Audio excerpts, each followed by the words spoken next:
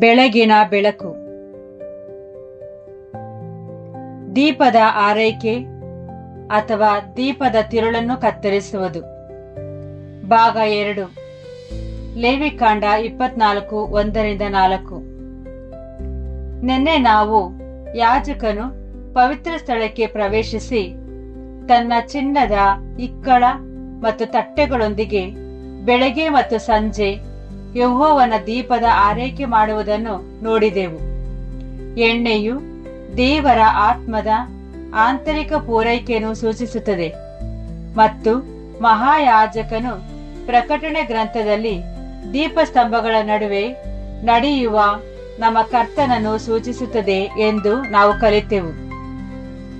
ಇಂದು ನಾವು ಆ ಬತ್ತಿಯ ಬಗ್ಗೆ ಆಳವಾಗಿ ಆಲೋಚಿಸೋಣ. ಅದು ಏಕೆ ಕಪ್ಪಾಗುತ್ತದೆ, ಅದನ್ನು ಏಕೆ ಕತ್ತರಿಸಬೇಕು ಮತ್ತು ಈ ಕತ್ತರಿಸುವಿಕೆಯು ತಿರಸ್ಕಾರ ಮಾಡುವುದಕ್ಕಾಗಿ ಅಲ್ಲದೆ ಬದಲಾಗಿ ದೇವರ ಕರುಣೆ ಹೇಗೆ ಎಂಬುದನ್ನು ಕಲಿಯೋಣ. ಮೊದಲನೆಯದಾಗಿ ಒಂದು ಸರಳ ಚಿತ್ರವನ್ನು ನಮ್ಮ ಮನಸ್ಸಿನಲ್ಲಿ ಇಟ್ಟುಕೊಳ್ಳೋಣ. ನಮ್ಮ ಕರ್ತನು ನಮಗೆ ಹೇಳುತ್ತಾನೆ, ನೀವು ಲೋಕಕ್ಕೆ ಬೆಳಕಾಗಿದ್ದೀರಿ. ಮತ್ತಾಯ 5:14. ಪೌಲನು ಬರೆದಿದ್ದಾನೆ, ನಾವೆಲ್ಲರೂ ಬೆಳಕಿನ ಮಕ್ಕಳು ಮತ್ತು ಹಗಲಿನ ಮಕ್ಕಳು. ನಾವು ರಾತ್ರಿಯವರಲ್ಲ ಮತ್ತು ಕತ್ತಲೆಯವರಲ್ಲ.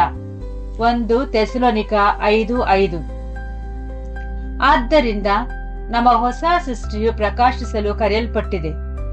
ಆದರೆ ನಾವು ನಮ್ಮ ಸ್ವಂತ ಶಕ್ತಿಯಿಂದ ಬೆಳಗುವುದಿಲ್ಲ. ಎಣ್ಣೆ ಇಲ್ಲದ ದೀಪವು ಉರಿಯುವುದಿಲ್ಲ. ಜಕರಿಯ 4:6 ಯೆಹೋವನು ಹೇಳುತ್ತಾನೆ, ಸೈನ್ಯದಿಂದಲ್ಲ, ಪರಾಕ್ರಮದಿಂದಲ್ಲ, ನನ್ನ ಆತ್ಮದಿಂದಲೇ. ಅಂದರೆ ನಮ್ಮ ದೀಪದ ಎಣ್ಣೆಯು ನಮ್ಮೊಳಗೆ ಕೆಲಸ ಮಾಡುವ ದೇವರ ಆತ್ಮ ಮತ್ತು ಸತ್ಯದ ಶಕ್ತಿಯಾಗಿದೆ. ಅದೇ ಸಮಯದಲ್ಲಿ ದೀಪಕ್ಕೆ ಬತ್ತಿಯೂ ಬೇಕು. ಬತ್ತಿಯು ಎಣ್ಣೆಯನ್ನು ಮತ್ತು ಬೆಂಕಿಯನ್ನು ಎರಡನ್ನೂ ಸ್ಪರ್ಶಿಸುವ ಒಂದು ಸಣ್ಣ ಪಟ್ಟಿಯಾಗಿದೆ. ಇದು ನಮ್ಮ ಆಲೋಚನೆಗಳು, ಉದ್ದೇಶಗಳು ಮತ್ತು ವಿಧೇಯತೆಗೆ ಸಂಕೇತವಾಗಿದೆ. ಇದು ಬೆಂಕಿಗೆ ಆಹಾರವನ್ನು ನೀಡುವ ಕಾಲುವೆಯಾಗಿ ತನ್ನನ್ನೇ ನಿಧಾನವಾಗಿ ಅರ್ಪಿಸಿಕೊಳ್ಳುತ್ತದೆ. ದೇವಾಲಯದಲ್ಲಿ ಬತ್ತಿಯನ್ನು ನಾರು ಬಟ್ಟೆಯಿಂದ ಮಾಡಲಾಗಿತ್ತು. ಹೆಚ್ಚಾಗಿ ಯಾಜಕರ ಹಳೆಯ ವಸ್ತ್ರಗಳಿಂದ ಇದನ್ನು ತಯಾರಿಸಲಾಗುತ್ತಿತ್ತು. ಯಾಜಕರು ಸೇವೆಗೆ ಬರುವಾಗ ಉಣ್ಣೆಯ ಬಟ್ಟೆಯನ್ನಲ್ಲ, ನಾರು ಬಟ್ಟೆಯನ್ನೇ ಧರಿಸಬೇಕೆಂದು ನಿಯಮವಿತ್ತು. ಎಜೆಕಿಯಲ್ 44:17-18. ಉಣ್ಣೆಯು ಮಾನವ ಪ್ರಯತ್ನ ಮತ್ತು ಬೆವರಿನ ಸಂಕೇತವಾಗಿದೆ. ನಾರು ಬಟ್ಟೆಯ ಶುದ್ಧತೆ ಮತ್ತು ದೇವರ ಕ್ರಮದಲ್ಲಿನ ವಿಶ್ರಾಂತಿಯನ್ನು ಸೂಚಿಸುತ್ತದೆ. ನಂತರ ನ್ಯಾಯ ಪ್ರಮಾಣ ಈ ಅರ್ಥವನ್ನು ವಿವರಿಸುತ್ತದೆ.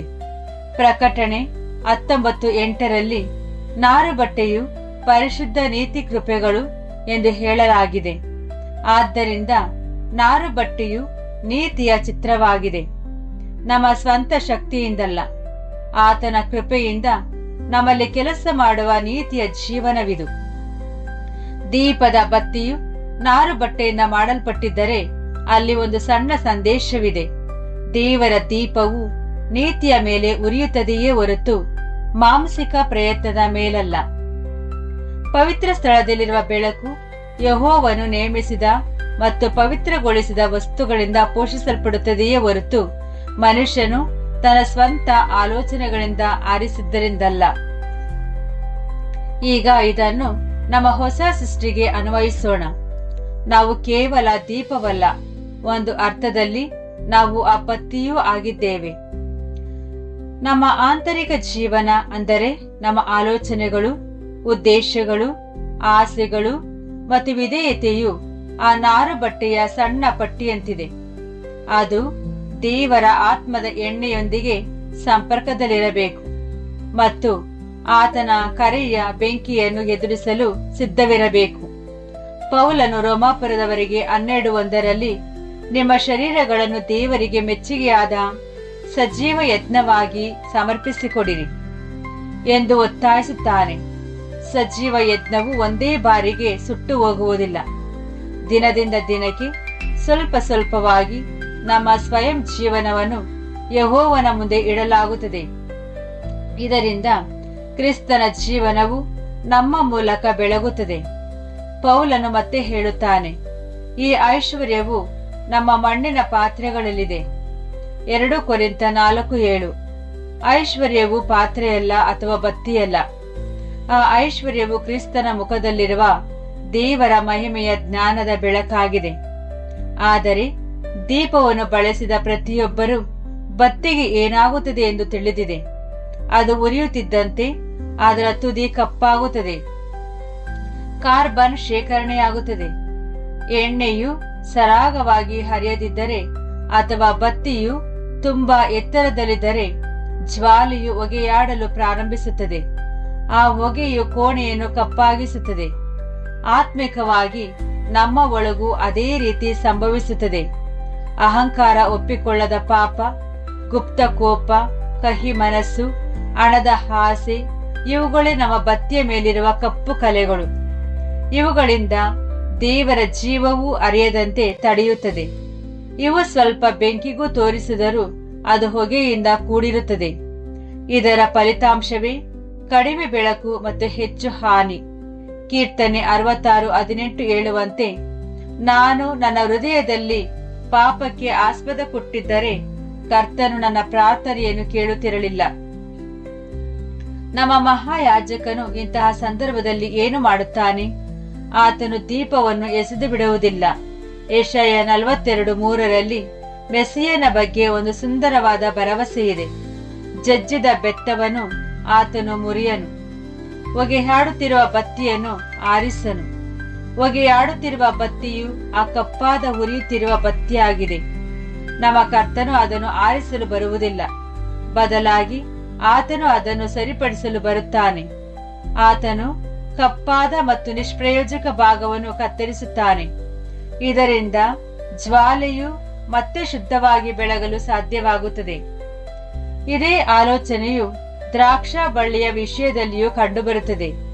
ಯೋಹಾನ 15:2 ಕರ್ತನು ಹೇಳುತ್ತಾನೆ, ಫಲ ಕೊಡುವ ಪ್ರತಿ ಕೊಂಬೆಯನ್ನು ತಂದೆಯು ಹೆಚ್ಚು ಫಲ ಕೊಡುವಂತೆ ಅದನ್ನು ಶುದ್ಧಿ ಮಾಡುತ್ತಾನೆ. ಅಂದರೆ ಕತ್ತರಿಸುತ್ತಾನೆ. ಸವರುವಿಕೆ ಅಥವಾ ಕತ್ತರಿಸುವಿಕೆಯು ಶಿಕ್ಷೆಯಲ್ಲ, ಅದು ಆರೈಕೆ. ಇದು ಅನಗತ್ಯ ಬೆಳವಣಿಗೆಯನ್ನು ತೆಗೆದುಹಾಕುತ್ತದೆ. ಇದರಿಂದ ನಮ್ಮ ಜೀವನದ ಬಳ್ಳಿಯು ಮುಖ್ಯವಾದ ಭಾಗಗಳಿಗೆ ಹರಿಯುತ್ತದೆ. ನಮ್ಮ ಅನುಭವದಲ್ಲಿ ಈ ಕತ್ತರಿಸುವಿಕೆ ನೋವುಂಟು ಮಾಡಬಹುದು. ದ್ರಾಕ್ಷಾ ಬಳ್ಳಿಯನ್ನು ಹೆಚ್ಚು ಫಲ ಕೊಡಲು ಹೇಗೆ ಸವರುತ್ತಾರೋ ಹಾಗೆಯೇ ದೇವರು ನಮ್ಮನ್ನು ತಿದ್ದುತ್ತಾರೆ. ನಮಗೆ ಈ ಪ್ರಕ್ರಿಯೆ ನೋವೆನಿಸಬಹುದು. ದೇವರು ನಮ್ಮ ಹಳೆಯ ಅಭ್ಯಾಸಗಳನ್ನು ಅಥವಾ ತಪ್ಪುಗಳನ್ನು ಬಿಡಿಸುವಾಗ ನಮಗೆ ಕಷ್ಟವಾಗಬಹುದು. ಆದರೆ ಈ ಕತ್ತರಿಸುವಿಕೆಯಿಂದಾಗಿ ದೀಪವು ಮತ್ತೆ ಶುದ್ಧವಾಗಿ ಮತ್ತು ಪ್ರಕಾಶಮಾನವಾಗಿ ಬೆಳಗಲು ಸಾಧ್ಯವಾಗುತ್ತದೆ. ಗುಡಾರದಲ್ಲಿನ ಬತ್ತಿಯು ಈಗಾಗಲೇ ಬಳಸಲ್ಪಟ್ಟ ಯಾಜಕ ವಸ್ತ್ರಗಳಿಂದ ಬಂದಿದೆ ಎಂದು ನೆನಪಿಸಿಟ್ಟುಕೊಳ್ಳಬಹುದು. ಸಮಾಧಾನಕರವಾಗಿದೆ. ನಮ್ಮ ಸಣ್ಣ ವಿಧೇಯತೆಯ ಕಾರ್ಯಗಳು, ಸಣ್ಣ ಸೇವೆಗಳು, ಕಣ್ಣೀರು ಮತ್ತು ಪ್ರಾರ್ಥನೆಗಳು ಯಾವುದೂ ವ್ಯರ್ಥವಾಗುವುದಿಲ್ಲ. ಸೇವೆಯಲ್ಲಿ ಸವೆದು ಹೋದುದನ್ನು ದೀಪಕ್ಕೆ ಹೊಸ ಇಂಧನವಾಗಿ ಬದಲಾಯಿಸಬಹುದು. ಈ ದೀಪವು ಸಾಯಂಕಾಲದಿಂದ ಬೆಳಗ್ಗೆಯವರೆಗೆ ನಿರಂತರವಾಗಿ ಬೆಳಗಬೇಕಿತ್ತು. ಇದರರ್ಥ ನಮ್ಮ ಆಂತರಿಕ ದೀಪವು ಕೇವಲ ವಿಶೇಷ ದಿನಗಳಲ್ಲಿ ಮಾತ್ರವಲ್ಲ, ಜೀವನದ ಹಗಲು ರಾತ್ರಿಗಳಲ್ಲಿ, ಶಾಂತಿ ಮತ್ತು ಹಿಂಸೆಯ ಸಮಯಗಳಲ್ಲೂ ಬೆಳಗಬೇಕು. ನಾವು ಹಗಲಿನ ಮಕ್ಕಳು. ಅಂದರೆ ನಮ್ಮ ಹೊರಗಿನ ಪರಿಸ್ಥಿತಿ ಏನೇ ಇರಲಿ, ನಮ್ಮ ಒಳಗಿನ ದೀಪವು ದೇವರ ಸನ್ನಿಧಿಯಲ್ಲಿ ದಿನದ 24 ಗಂಟೆಯೂ ಉರಿಯುತ್ತಿರಬೇಕು. ಇದು ಪ್ರಾಯೋಗಿಕವಾಗಿ ಹೇಗೆ ಸಾಧ್ಯ? ಯಾಜಕನು ಬೆಳಗ್ಗೆ ಮತ್ತು ಸಂಜೆ ದೀಪಗಳ ಆರೈಕೆ ಮಾಡುವಂತೆ ನಾವು ಪ್ರತಿದಿನದ ಆರಂಭದಲ್ಲಿ ಮತ್ತು ಅಂತ್ಯದಲ್ಲಿ ನಮ್ಮ ಮಹಾಯಾಜಕನ ಬಳಿ ಬರಬಹುದು. ಬೆಳಿಗ್ಗೆ ನಾವು ನಮ್ಮ ಬತ್ತಿಯನ್ನು ಆತನಿಗೆ ಅರ್ಪಿಸಬಹುದು. ಕರ್ತನೇ, ನನ್ನಲ್ಲಿ ಸರಿಯಿಲ್ಲದನ್ನು ಕತ್ತರಿಸು. ಈ ದಿನಕ್ಕೆ ನನಗೆ ಹೊಸ ಎಣ್ಣೆಯನ್ನು ಕೊಡು. ನನ್ನ ಮಾತು ಮತ್ತು ಕಾರ್ಯಗಳ ಮೂಲಕ ಬೆಳಕು ಬೆಳಗಲಿ. ಸಂಜೆ ಮತ್ತೆ ಬರಬಹುದು. ನನ್ನನ್ನು ಪರೀಕ್ಷಿಸು. ನಾನು ಎಲ್ಲಿ ಎಡವಿದ್ದೇನೆ ಎಂದು ತೋರಿಸು. ನನ್ನನ್ನು ಶುದ್ಧೀಕರಿಸು ಮತ್ತು ನಾಳೆಗಾಗಿ ನನ್ನನ್ನು ಮತ್ತೆ ತುಂಬಿಸು. ಇದು ಕಾನೂನುಬದ್ಧವಾಗಿ ಮಾಡಬೇಕಾದ ಆಚರಣೆಯಲ್ಲ, ಬದಲಾಗಿ ದೀಪಸ್ತಂಭಗಳ ನಡುವೆ ನಡೆಯುವವನ ಹತ್ತಿರ ಜೀವಿಸುವ ಸರಳ ಮಾರ್ಗವಾಗಿದೆ.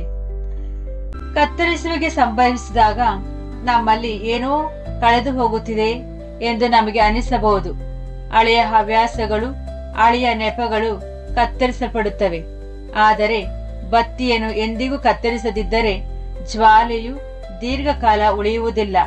ಇಡೀ ಕೋಣೆಯನ್ನು ಹೊಗೆಯಿಂದ ತುಂಬಿಸುವುದಕ್ಕಿಂತ ಸಣ್ಣ ಕತ್ತರಿಸುವಿಕೆಯನ್ನು ಅನುಭವಿಸಿ ಪ್ರಕಾಶಮಾನವಾಗಿ ಬೆಳಗುವುದು ಉತ್ತಮ. ನಮ್ಮ ಆಂತರಿಕ ಜೀವನವು ಆತನು ದಿನದಿಂದ ದಿನಕ್ಕೆ ರೂಪಿಸುತ್ತಿರುವ ಬತ್ತಿಯಾಗಿದೆ. ನಮ್ಮಲ್ಲಿ ಕಾಣಿಸಿಕೊಳ್ಳುವ ಕಪ್ಪು ಭಾಗಗಳು ಆತನಿಗೆ ಆಶ್ಚರ್ಯವನ್ನು ಉಂಟು ಮಾಡುವುದಿಲ್ಲ.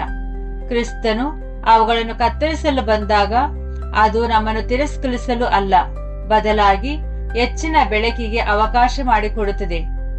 ಆ ದಿನದವರೆಗೆ ನಮ್ಮ ಮಹಾಯಾಜಕನು ತನ್ನ ಇಕ್ಕಳವನ್ನು ನಮ್ಮ ಹೃದಯಗಳ ಮೇಲೆ, ಎಣ್ಣೆಯನ್ನು ನಮ್ಮ ಪಾತ್ರಗಳಲ್ಲಿ ಮತ್ತು ಜ್ವಾಲೆಯನ್ನು ನಮ್ಮ ಬತ್ತಿಯ ಮೇಲೆ ಇರಿಸಲು ನಾವು ಅನುಮತಿಸೋಣ. ಆ ಮೂಲಕ ನಮ್ಮ ಸಣ್ಣ ಬೆಳಕು ಮನುಷ್ಯರ ಮುಂದೆ ಬೆಳಗಲಿ ಮತ್ತು ನಮ್ಮ ತಂದೆಯಾದ ಯೆಹೋವನಿಗೆ ಮಹಿಮೆಯನ್ನು ತರಲಿ. ಕ್ರಿಸ್ತನ ಹೆಸರಿನಲ್ಲಿ ಆಮೆನ್.